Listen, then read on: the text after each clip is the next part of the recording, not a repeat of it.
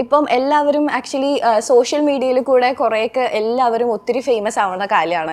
അപ്പം നമ്മൾ കോവിഡ് ടൈമിലാണെങ്കിലും കാർത്തിക് ഒരുപാട് കോവിഡ് ടൈമിലാണ് എല്ലാവരുടെയും മനസ്സിലേക്ക് എത്തിപ്പെട്ടത്. ആൻഡ് അത് കഴിഞ്ഞ് ഡയറക്ടർ എന്നുള്ളൊരു വേഷത്തിലേക്ക് മാറുകയും അതുപോലെ തന്നെ കൈവെക്കാത്ത മേഖല ഒന്നും ഇല്ലാന്ന് തോന്നുന്നല്ലേ. സോ അപ്പം അതിന്റെ ഒരു ജേർണിയൊക്കെ ഒന്ന് പറയാമോ? ഇപ്പൊ ഒരുപാട് പേര് അങ്ങനെ വരുന്നുണ്ട് സോഷ്യൽ മീഡിയയിൽ നിന്ന് സിനിമ അതിലേക്കിട്ടൊക്കെ. അന്ന് ഓക്കെ വന്ന് തുടങ്ങിയിട്ടുണ്ടായിരുന്നുള്ളൂ ആളുകളൊക്കെ ഈ സോഷ്യൽ മീഡിയ ഒന്ന് വരുന്നുള്ളൂ. പിന്നെ ലോക്ക്ഡൌണിൽ നമുക്കെന്തോ ഒരു ദൈവാനുഗ്രഹം കൊണ്ട് നമുക്ക് അങ്ങനെ ചെയ്യാൻ പറ്റി, ക്ലിക്കായി അങ്ങനെ വന്നു. ഇപ്പം കുഴപ്പമില്ല, ഇപ്പൊ സിനിമകളും കാര്യങ്ങളും ഒക്കെ ഇങ്ങനെ ഇതായിട്ട് വരുന്നുണ്ട്. ഞാൻ സിനിമ വന്നത് തന്നെ ലോക്ക്ഡൌണിൽ നമ്മളെ പ്രീമിയർ പത്നി സീരീസ് അത് കണ്ടിട്ടാണ് വിളിക്കുന്നത്. ഇൻസ്റ്റാഗ്രാം തുറന്നത് ലോക്ക്ഡൌൺ സമയത്ത് എല്ലാം ഓണായത്. ഇപ്പൊ സോഷ്യൽ മീഡിയ ഇപ്പം ഇദ്ദേഹത്തിന്റെ ഉണ്ണികൃഷ്ണൻ അദ്ദേഹത്തിന്റെ വീഡിയോസ് കണ്ട് ഞാൻ കമന്റ് ചെയ്ത് ഞാൻ മെസ്സേജ് അയച്ചിട്ടുണ്ട്.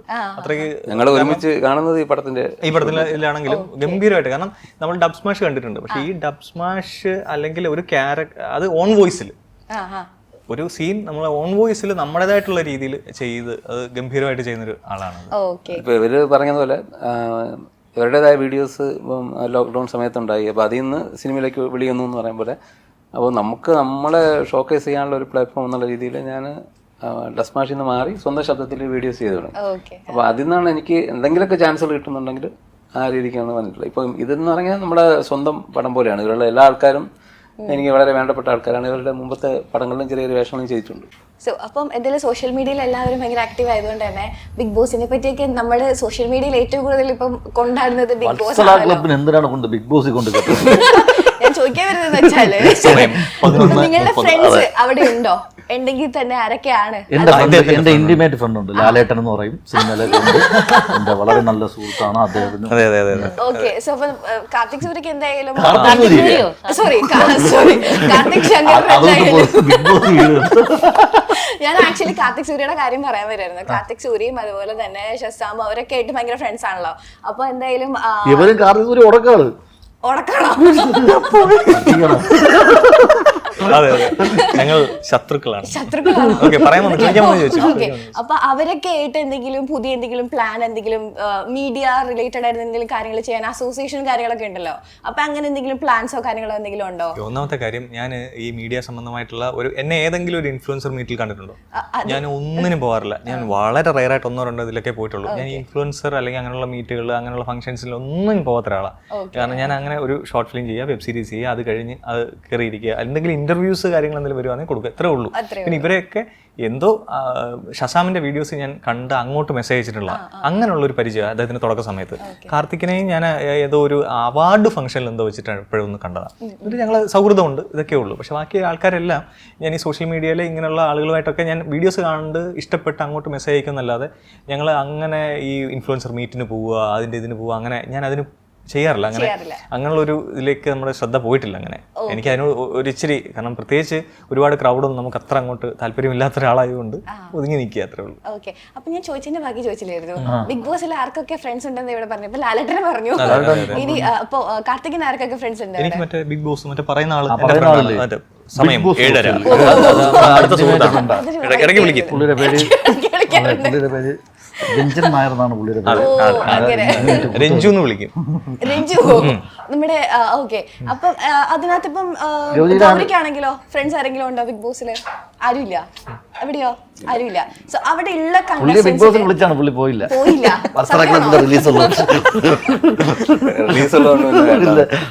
രണ്ടുകൂടെ ക്ലാഷ് ആകും. അവിടെ ഇറങ്ങി ഓടുന്നില്ല, അത് വിഷയമായി. ബിഗ് ബോസിൽ പോകാൻ ഒരു അവസരം കിട്ടിയാൽ പോവോ? അവസരം കിട്ടിയ ഷൂട്ട് കിടക്കണം തൊട്ടടുത്ത്. പിന്നെ ഓക്കെ. അപ്പോഴ ഇപ്പൊ എന്തായാലും ഒരു അടിപൊളി കണ്ടസ്റ്റന്റ് എന്ന് പറയാനായിട്ട് ആരാണ് പറയാൻ പറ്റുക? റെഗുലറായിട്ട് കാണുന്ന ഒരാളല്ല. റീൽസ് ഒക്കെ സ്ക്രോൾ ചെയ്യുമ്പോൾ ഇങ്ങനെ കാണാറുണ്ടല്ലോ, ഒരു പെർഫോമൻസ്, ബിഗ് ബോസ് ഒന്നും നമുക്ക് പ്രെഡിക്റ്റ് ചെയ്യാൻ പറ്റില്ല. എല്ലാവരും ഒന്നിനൊന്നും വെച്ചോണം അല്ലേ കാർത്തിക്? അല്ലേ? എനിക്ക് സത്യം പറഞ്ഞാൽ ഇത് നേരത്തെ മറ്റേ അഖിൽമാരാറുള്ള സീസണിലെ കുറച്ച് സാധനങ്ങളൊക്കെ പിന്നെ വീട്ടിലൊക്കെ ഇരുന്ന് കാണുന്നത്, അതൊക്കെ ആളുകൾ അങ്ങനെയൊക്കെ കണ്ടുള്ള പരിചയമുള്ളൂ. ഞാൻ റെഗുലറായിട്ട് കാണുന്നതല്ല, അങ്ങനെ പരിചയമില്ല അതിനകത്തിലെ ആളുകളൊക്കെ. പിന്നെ ഈ റീൽസിലൊക്കെ ശരി റീൽസിലൊക്കെ വരാറുണ്ടെന്ന് കാണുന്നതല്ലാതെ. ബിഗ് ബോസിൽ എൻ്റെ ഒരു അടുത്ത കുട്ടിയുണ്ട്, അനുമോൾ, അനുകുട്ടി. നമ്മുടെ അനിയത്തി കുട്ടിയാണ്. കോൺട്രവേഴ്സിയും കാര്യങ്ങളൊക്കെ അതെ അതെ അതെ, അതുകൊണ്ട് ഞാൻ വെറുതെ വായി വെച്ചോണ്ട് മിണ്ടായിരിക്കുന്നു. പിന്നെ ഇനിയിപ്പോ ഇത് അവൾ വെളിയിറങ്ങുമ്പോ ഇത് കാണുമ്പം എന്തായാലും ചേട്ടാ എന്റെ പേര് പോലും പറഞ്ഞിട്ടുണ്ടോ ചോദിച്ചപ്പോ അതുകൊണ്ട് അല്ല അങ്ങനെ സേഫ് ആയിട്ടല്ല അല്ല അതിന് പറഞ്ഞൊരു കുഴപ്പമില്ല. ഞാൻ റെഗുലറായിട്ട് കാണാത്തോണ്ട് പോസിറ്റീവ് ആണെന്നൊന്നും എനിക്കറിയില്ല. സുഹൃത്തല്ലാവുന്നില്ല. അനുമോൾ നമ്മളെ സ്റ്റാർ മാജിക്കിൽ 8 വർഷം എൻ്റെ കൂടെ ഉണ്ടായിരുന്നതാണ്. പോകുന്നതിന് മുമ്പ് വിളിച്ച് അനുഗ്രഹമൊക്കെ മേടിച്ചിട്ട് ഞാൻ കയറാൻ പോണിച്ചേട്ടാ എന്ത് പറയണമെന്ന് ഞാൻ പറഞ്ഞ ലാലേട്ടടുത്ത് അന്വേഷണം പറഞ്ഞു. അപ്പൊ ഇനി സെറ്റില് ഏറ്റവും കൂടുതൽ ഭയങ്കര ഉഴപ്പായിരുന്ന ആളാരായിരുന്നു? അതിന്റെ ഒരു ഇൻസിഡന്റ് ഉണ്ടെങ്കിൽ പറയണേ. ഭയങ്കര ഉഴപ്പ്, അതായത് സമയത്തിന് വരില്ല സെറ്റില്, ചിലപ്പോ സമയത്തിനൊന്നും കാര്യമേ ഇല്ല. അങ്ങനെ ഒരു കാര്യമില്ല. ഈ ഒറ്റ വണ്ടിയാണെങ്കിൽ പോലും ഈ വണ്ടിയിൽ കറക്റ്റ് എല്ലാവരും ഒരേ സമയത്ത് വരും. കറക്റ്റ് എല്ലാവരും ഒരേ സമയത്ത് വരും. ഒരാൾക്ക് വേണ്ടിയും ഈ സെറ്റിൽ ഒരാൾക്ക് വേണ്ടി വെയിറ്റ് ചെയ്യും. ബുദ്ധിമുട്ടില്ല ഈ ഷൂട്ട്. അതായത് ഫൈറ്റോ അല്ലെങ്കിൽ വെയിലത്ത് പോയി നിൽക്കുക അല്ലെങ്കിൽ മറ്റേ ദേഷ്യം വരുന്ന പരിപാടിയൊന്നുമില്ല. രാവിലെ ഷൂട്ടിനിറങ്ങാനുള്ള കൊതിയാണ്. 6:30 മണിയാകുമ്പോൾ എന്റെ റൂം തുറക്കുമ്പോൾ ഓപ്പോസിറ്റ് കാർത്തികിന്റെ റൂം തുറക്കും, രൂപേഷിന്റെ റൂം, അമ്പിന്റെ റൂം തുറക്കും, നമ്മളെല്ലാം ജോയിൻ ചെയ്യും. ലൊക്കേഷൻ ചെയ്യുമ്പോൾ ഗൗരി വരും. അങ്ങനെ ഒരു ബാധ്യത ഉള്ള ഒരു സെറ്റ്. ഒരുപാട് നന്ദിയുള്ളത് ഇതിന്റെ പ്രൊഡക്ഷനോടാണ്. കാരണം എന്നറിയോ, ഞങ്ങൾ ചെറിയ ആളുകളാണ്, ചെറിയ ബഡ്ജറ്റിലൊക്കെ ആണെങ്കിലും ഞങ്ങൾക്ക് ചെയ്തു തരേണ്ട കാര്യങ്ങൾക്ക് ഒന്നും ഒരു കുറവ് വരുത്തിയിട്ടില്ല. ലൊക്കേഷൻ ആയാലും ഈവൻ കാരവാൻ ഒക്കെ ഉണ്ടായിരുന്നു. അപ്പൊ ചെറിയ പടമാണ്.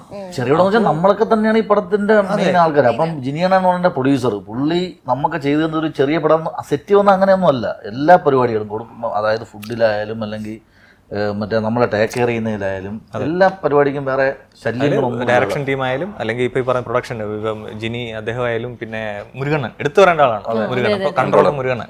അപ്പൊ മുരുകൻ പിന്നെ കണ്ടായിരുന്നു. മുരുകണ്ണനാണ് ചില്ലറ പൈസകളുടെ കൂട്ടി വെച്ചിരുന്നത് എല്ലാവർക്കും കൊടുത്ത്